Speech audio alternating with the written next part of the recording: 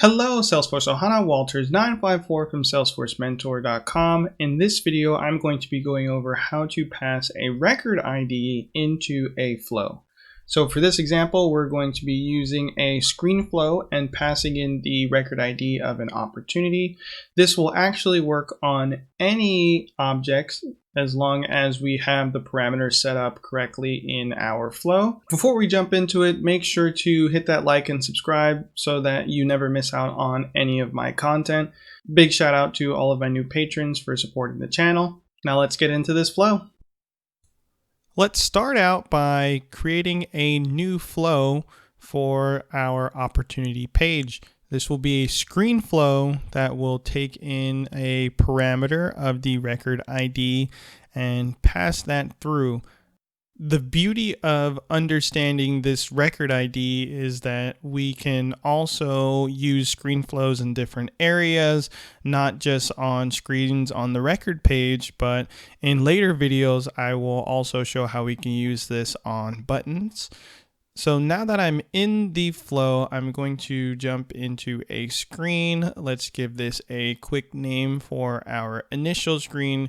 And this screen is just to show the values that we're going to get. Since we're showing the values, let's grab display text. One quick tip is that I'm going to be using a new way of creating resources. Normally, I'll go over to the left and hit the new resource button because everything is a bit planned out. But when you're going through all of this a little bit on the fly, you can create it this way inside of the actual component. Now I'm creating a variable called record ID. The spelling is very important. You can see that there is a capital I in there. And the next piece is that we also need to make this available for input. And that's actually pretty much it in terms of all we need to set up this process. We're going to be passing in the record ID from our opportunity, and this will allow us to do whatever we want afterwards. So let's give this flow a name very quickly, activate it, and put it on the page so we can see this in action. Jumping back to my opportunity page, let's edit this page. Now as this loads up, I'm going to bring over my screen flow.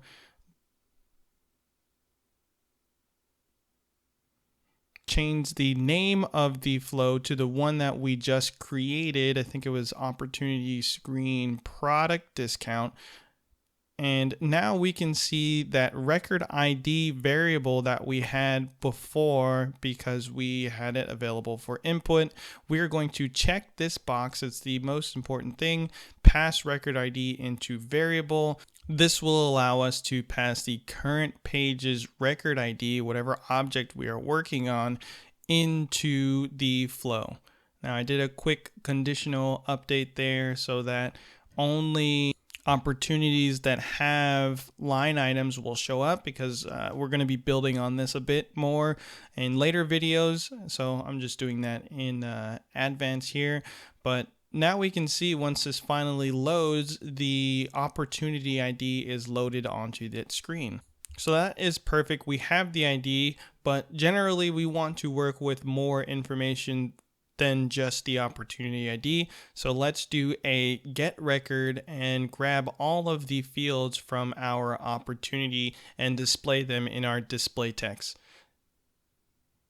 Inside of our get record, let's use a filter for ID and pass in the record ID, which we know is being set.